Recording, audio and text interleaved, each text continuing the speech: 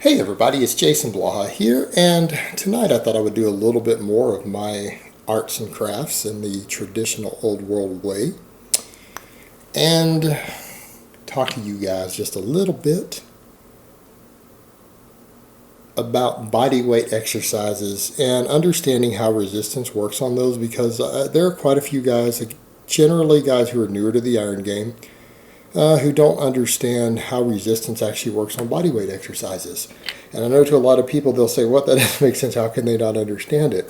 Well, they don't understand it, and it's pretty common because guys are so used to dealing with just the weight on the bar for so many exercises that they kind of lose touch with the fact of how these things scale with body weight exercises and adding weight to body weight exercises. And it gives people oftentimes a distorted view of their own progression, and it makes it more difficult for them to truly track and understand their own progress and to program it on body weight exercises. And it oftentimes creates confusion as far as understanding relative strength from individual to individual. So it creates a lot of confusion, and it's something that we can talk about for a few minutes here, if you guys have the time. So let's do so. All right, the first thing that you need to remember, normally on most exercises, obviously like a bench press, an overhead press, a barbell row, it's pretty straightforward. The weight on the bar is the amount of weight you're moving. You put 100 pounds on the bar, you're lifting 100 pounds. You do it 5 times, you're doing 5 reps. You put 10 more pounds on, that's 110 pounds for 5 reps when you do it 5 times. When you go to body weight exercises, guys lose track of the fact that the body weight exercise is the weight of your body plus any additional weight that you add for that amount of reps. And again, I know that sounds straightforward, but with the things I see online that I see guys saying and comparing, they oftentimes don't fully grasp that fact. And they make poor comparisons. And again, what they'll notice, they'll see their friend who is stronger on a body weight exercise than they are, can do a lot more reps, but maybe that friend doesn't train legs. And you'll see these guys doing all these dips and chin-ups and even human flags who have no legs, particularly no calves on the human flags.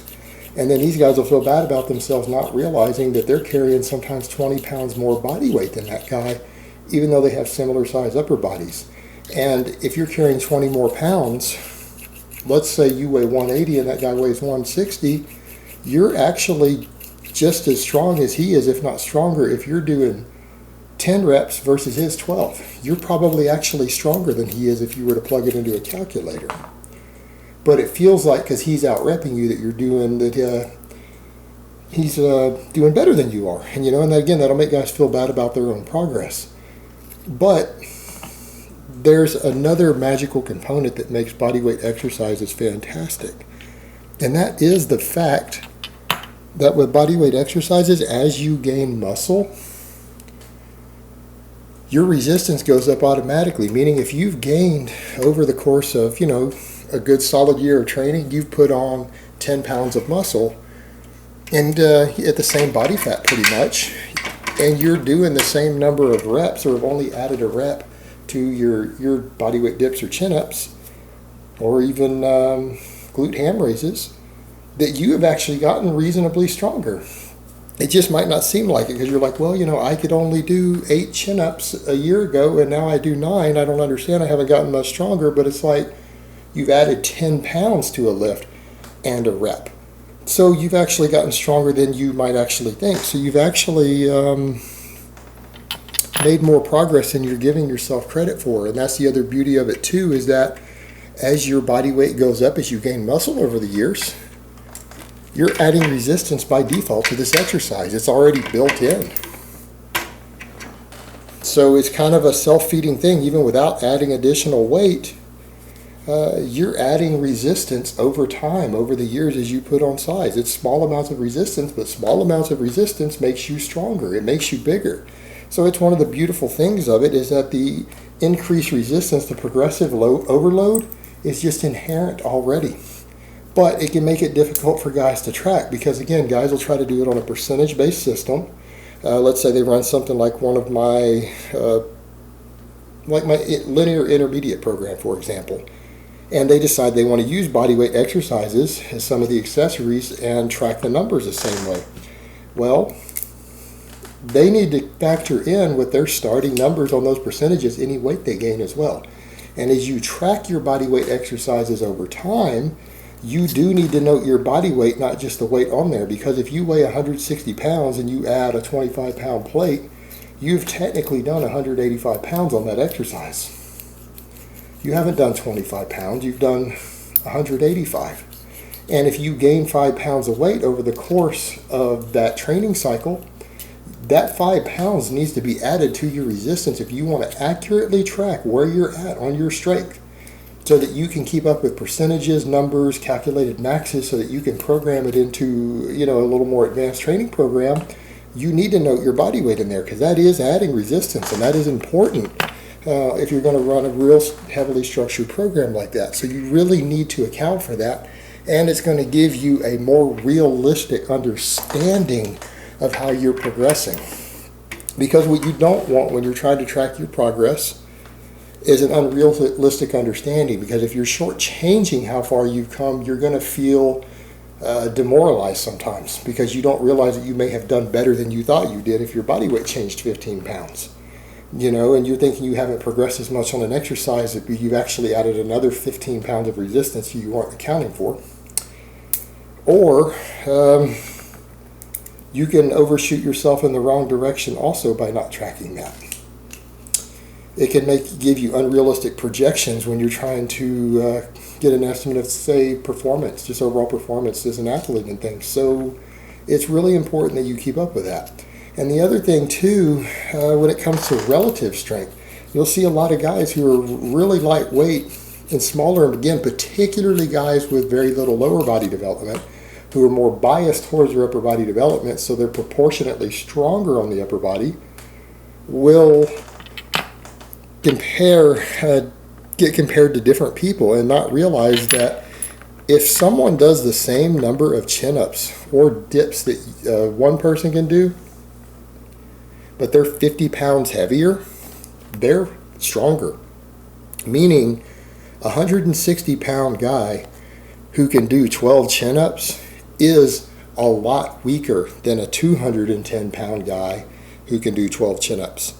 He is dramatically weaker. That's literally the difference for comparison. Let's say we're talking about the bench press. If you have a guy who can do 160 pounds on the bench press for 12 versus a guy who can do 210 pounds for 12 reps, you're generally going to realize that the other guy can bench probably 50 pounds more at any rep range. His max is probably 50 pounds higher. It's generally accepted. But when the body weight thing is thrown in, people don't always calculate that in, and they don't realize, oh, look, all that other guy's just as strong. No, he's not. He's 50 pounds weaker on the lift. And particularly when you start adding plates, that's how if you really want to judge relative strength, you need to factor that in. So when you see one guy, let's say, again, same thing, you have a 160-pound guy versus a 210-pound guy, and the 210-pound guy only adds a 25-pound plate.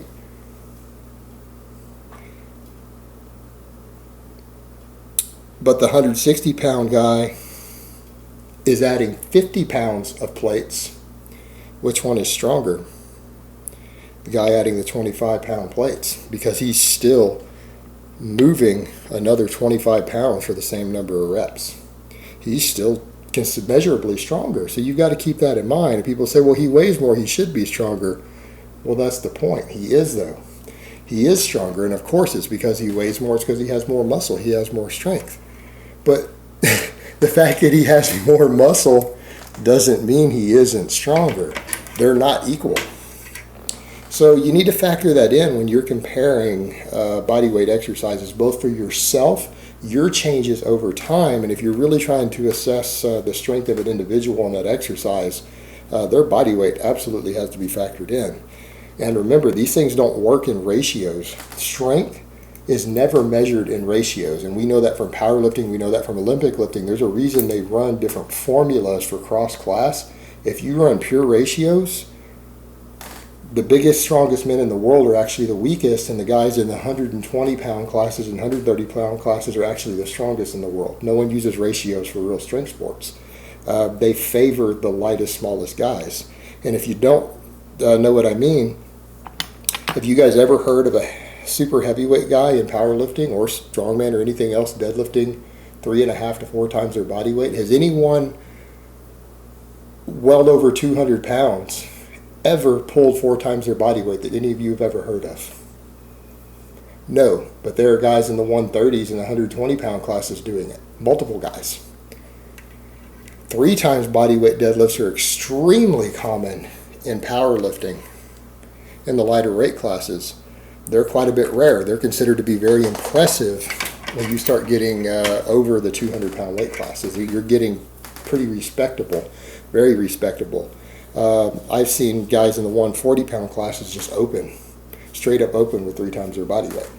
So you don't use those multipliers. It's still about, if you really want to get comparative, you still need to run those Wilks formulas. But in this case, we're talking just pure resistance.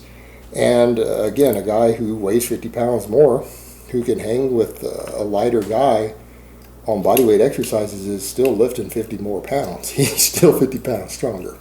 So perspective there. And the same applies to you. If you gain 20 pounds of body weight and you're doing the same number of reps with that bodyweight exercise, you've gotten 20 pounds stronger on it. So don't feel bad about yourself. You have improved. All right, guys, but that's really all I have to say on that today. I hope it's been informative, and I will talk to you guys next time.